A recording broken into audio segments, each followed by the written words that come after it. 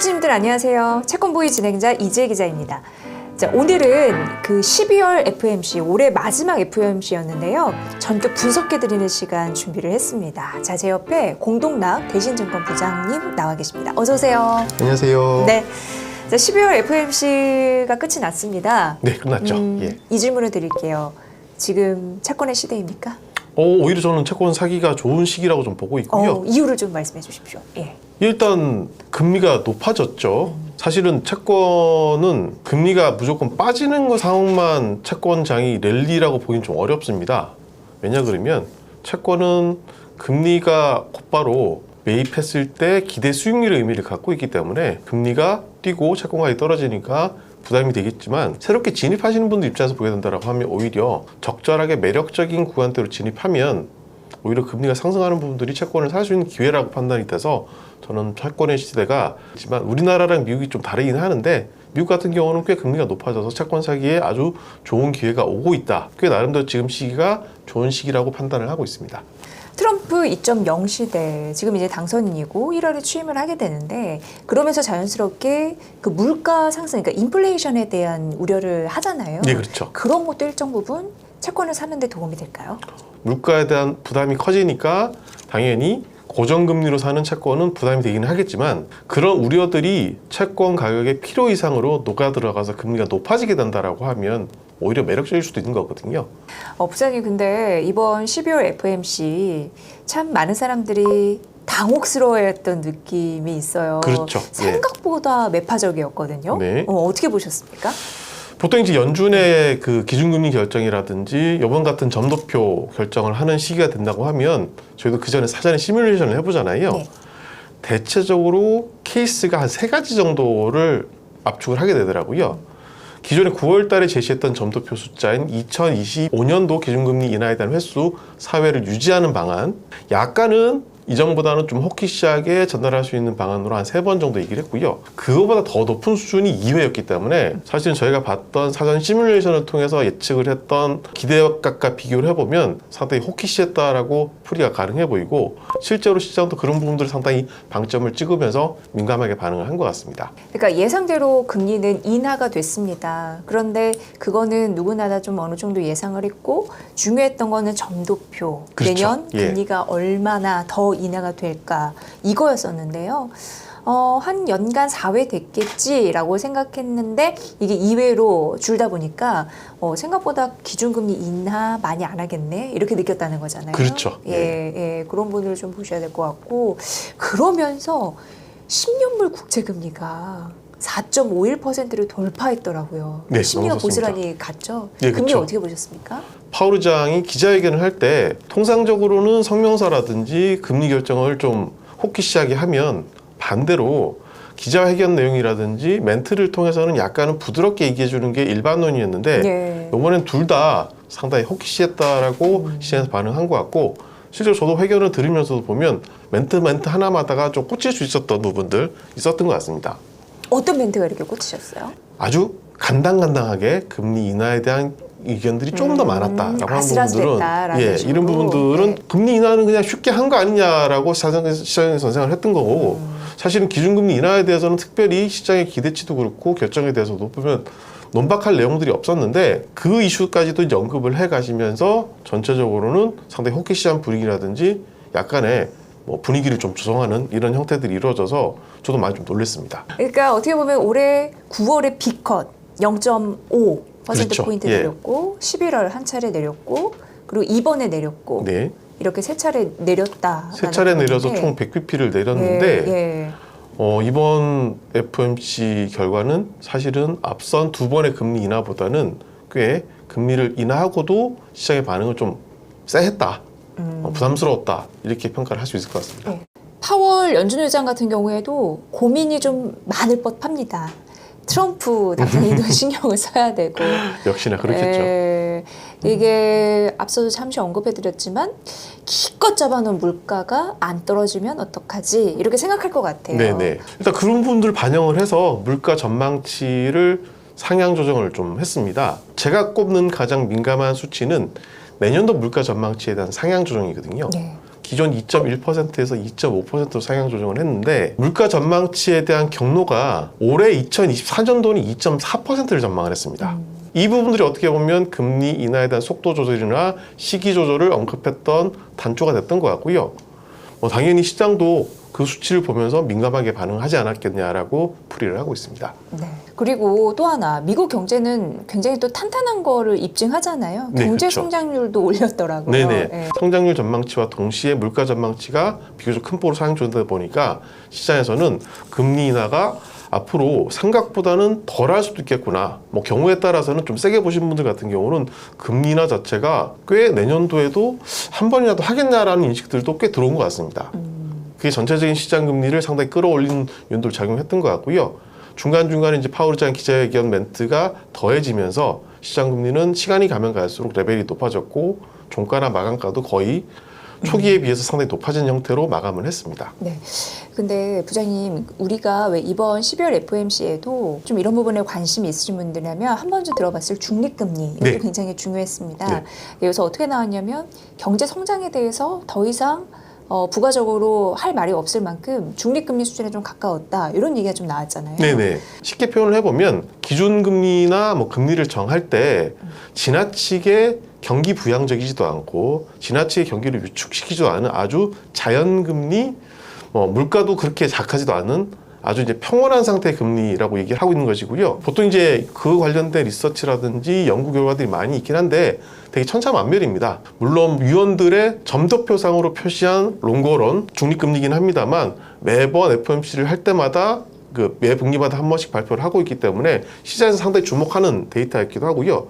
이번에 수치는 기존의 수치가 2.9%였는데 3.0으로 상향 조정됐습니다.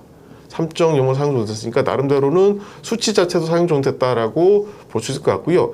내년도 이제 기준금리를 인하를 하고 연준의 전망치로 따지고 보게 된다라고 하면 2026년 정도 접어들게 된다라고 하면 중립금리 수준에 준하는 정도까지 금리 레벨이 낮아질 수 있기 때문에 나름대로는 통화정책 일정을 진행하는 과정에서 중간에 충분히 짚고 넘어갈 수 있는 수치였고 상황이었던 것 같습니다. 네. 그 트럼프 2.0시가 좀 예. 맞물리면서 네. 과연 행정부 출범에 따른 연준의 입장은 어떨까? 여기에도 촉각을 곤두세우는 모습이 그렇죠. 있었거든요. 예. 관전 포인트 어떻게 보셨는지. 트럼프 행정부 출범 이후에 전개될 수 있는 경제 상황들, 그리고 특히나 이제 이번 같은 경우 물가가 더 주목했던 변수이긴 하는데 일부 위원들은 그 상황들을 반영을 해서 물가 전망치에 녹여냈다는 분도 계시고 네. 어떤 분들은 또 녹이지 않았다는 분도 계시기 때문에 상당히 그 자체로도 상당히 불확실성이 있었다고 보고 있는 것 같고요. 그만큼 물가 전망치에 대한 불확실성이 높아졌다는 부분들, 수치 상향 조정된 측면도 있긴 합니다만 그런 물가 상승에 대한 부담이나 전망치 자체가 잘 안 나오는 국면들이 시장 참가자들한테 더 민감하게 반응할 수 있는 이슈가 아니었나라고 저는 풀이를 하고 있습니다. 네. 그럼 채권 투자자분들은 금리에 굉장히 민감하게 반응하시잖아요. 그렇죠. 예. 예.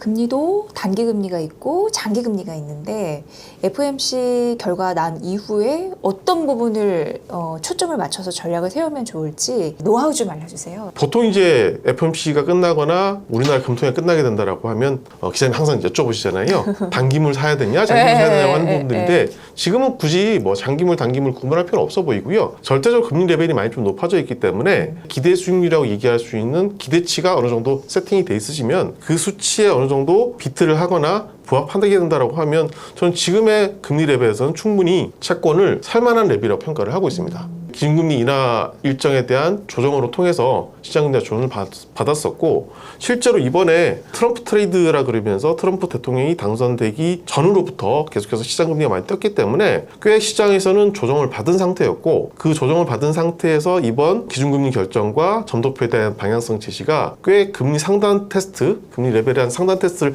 해볼 수 있는 이벤트로 작용할 수 있기 때문에 저는 이런 변동성 국면들을 충분히 소화해내는 국면 이후부터는 채권을 투자를 하면 꽤 높은 수익률을 기대할 수 있다라고 풀이를 하고 있어서 지금 FOMC 직후에 시장 참가자들한테 투자 전략을 제시해봐라라고 하면 굳이 뭐 단기물, 장기물 구분할 필요 없이 모멘텀을 가지고 투자를 할 만한 시기는 도래를 하고 있다라고 생각을 하고 있습니다. 네. 제 주변에서도 제가 이제 채권 부위를 운영해서가 아니라 네. 뭐 그런 부분도 있겠죠. 근데 많이들 채권을 이제는 사야겠어 이런 사람들이 굉장히 많아져가지고 새삼 놀랬거든요. 채권은 여전히 사도 좋을 시기라고 했는데 첫 번째 채권을 처음 사는 분들 네. 그리고 이미 보유하고 계신 분들 이렇게 전략은 또 달라지는 거죠. 예, 달라지죠. 네. 근데 새로 진입하시는 분들에게는 여전히 기회가 있는 거고 이미 보유하신 분들은 어떤 전략을 취해야 될까요? 금리가 뛰면 채권 가격이 이제 떨어지는 측면들이 크니까 평가손이 발생할 수도 있고요. 평가에 대한 부담들이 커질 수 있긴 하는데 이건 좀 국가별로 상이한 것 같습니다. 우리나라 같은 경우는 꽤 11월 달 이후부터는 한국하고 미국 금리가 완전 따로 갔었거든요. 그래서 미국 같은 경우는 금리가 뛰면서 채권 보유에 대한 부담들이 좀 커진 부분도 생겼겠지만 우리나라 금리 같은 경우는 상대적으로 또 금리가 빠지거나 하향 안정화되는 구조가 나타났기 때문에 좀 상이한 것 같고요. 그냥 FOMC가 끝났으니까 미국 채권에 투자한다는 입장에서 보게 된다라고 하면 미국의 기존 채권들을 갖고 계신 분들 입장에서 보게 된다면 약간의 평가손 내지는 뭐 부담들이 있다고 하더라도 쿠폰이 충분히 나올 수 있다고 생각을 하고 있고요. 그와 동시에 달러가 가치가 상승을 했죠. 예. 그러면 환에 대한 평가이익도 분명히 있을 겁니다. 미국 채권에서 투자를 했다고 하는 뜻은 미 국채 달러 표시된 채권을 샀다는 의미를 갖고 있기 때문에 전체적인 평가손에 대한 부담들은 생각보다 크지 않을 거다라는 생각이 들어서 기존에 갖고 계신 분들 같은 경우는 약간은 부담스럽지만 다시 한번 금리가 하향 안정화될 수 있는 국면들을 잘 노려보면서 보유하는 기간들을 좀 늘려봐라 라고 말씀드릴 수 같고요. 새로 사시는 분들 입장에서 보인다고 하면 지금은 꽤 금리가 많이 올랐고 상단 테스트를 하고 있는 과정들이기 때문에 충분히 매입 가능한 레벨이라고 생각을 하고 있습니다. 신규 진입자분들은 지금이 기회다. 되게 이렇게, 매력적인 금리 수준이다. 예, 지금 그렇습니다. 매력적인 금리 수준이다. 이렇게 정리를 해볼 수 있을 것 같습니다. 12월 FOMC가 우리에게 남기는 시사점은 뭐라고 보세요? 인하를 경우에 따라서는 안 할 수도 있고 꽤 오랫동안 멈출 수 있다는 인식들이 나온 거는 제가 볼 때는 인하 사이클이 과거 뭐 한 십수년 정도 이후에 진행됐던 과정에서 거의 처음 보는 사례이기 때문에 통화정책 이벤트를 볼 때 그냥 간과하거나 과거 관행처럼 보지 말아야 된다라는 시사점을 분명히 준 것 같습니다. 중앙은행이 비트코인 관련해서 좀 선을 그었다. 이거 어떻게 보셨어요? 왜냐면 요즘에 뭐 채권, 주식 뿐만 아니라 네. 비트코인 쪽에서도 글로벌 머니무브 현상이 가속화되기 때문에 네. 많은 분들이 그 자산 전략 관점에서 궁금해 하시더라고요.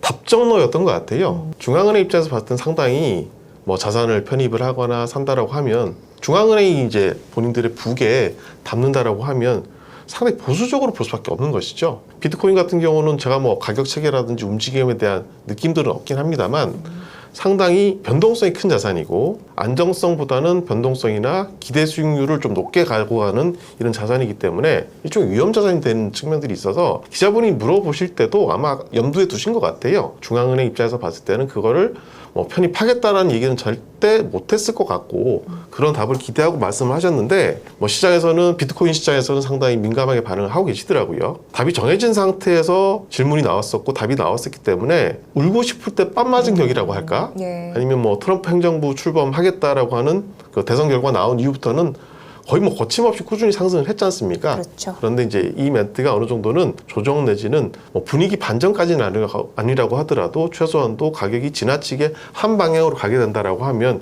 부담스러울 수 있다라는 멘트 정도로 시장에서 해석을 한 것 같고 네. 실제로 그런 과정들이 비트코인 가격에 5% 이상 하락을 했더라고요. 네. 조정을 나타낸 것 같습니다. 공부장님은 사실 저희 채권부에 굉장히 중요한 역할을 해주시는 FOMC 맨입니다.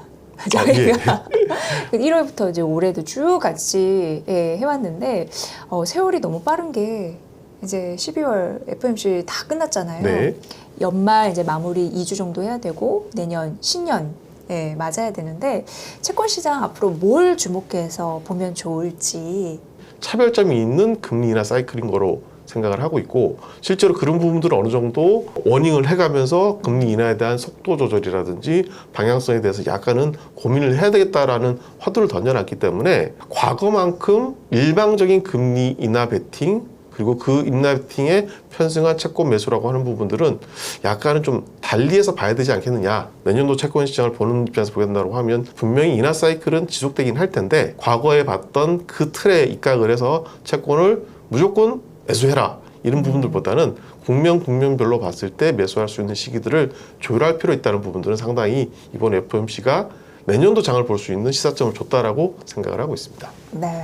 특징적인 이슈 중에 하나는 환율과 미국 금리가 상당히 연동을 많이 했다는 부분들인 것 같습니다. 특히나 이제 글로벌 경제에서 미국만 잘 나가고 다른 나라들은 상대적으로 못 나가는 이런 상황들이 되다 보니까 미국은 상대적으로 금리를 내려야 되는 국면임에도 불구하고 천천히 내린다거나 이번 FOMC도 확인됐듯이 천천히 내린다거나 금리 인하에 대한 의구심이 많이 있는 상태였고요. 그러다 보니까 상대적으로 통화가 강세를 나타내는 달러 강세 국면이 많이 나타났던 부분들이라서 과거 대비해서는 상당히 좀 이례적인 상황들이긴 한데 금리가 뛰면 환율도 뛰는 이런 상황들이 올해 연중으로 나타났던 이런 상황들인 것 같습니다. 올해는 사실 이렇게 돌아보면 좋은 일도 있었고 아주 혼란스러운 일도 좀 상당했던 것 같습니다. 그래서 연말 되면 항상 다사다난이라는 표현을 하는 것 같아요. 좋은 거는 윅비 편입돼서 막 축하했던 거, 그리고 최근에 뭐 탄핵 전국에서부터 뭐 어수선한 그렇죠. 나라 분위기 뭐 이랬습니다. 어찌됐건 우리는 뭐 파고를 하나 둘씩 잘 넘었고요.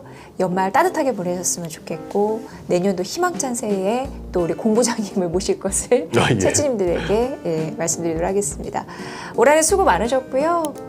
내년 1월 FOMC 그렇죠. 그때도 뵙도록 하겠습니다. 공동당 대신증권 부장님과 함께했습니다. 고맙습니다. 감사합니다.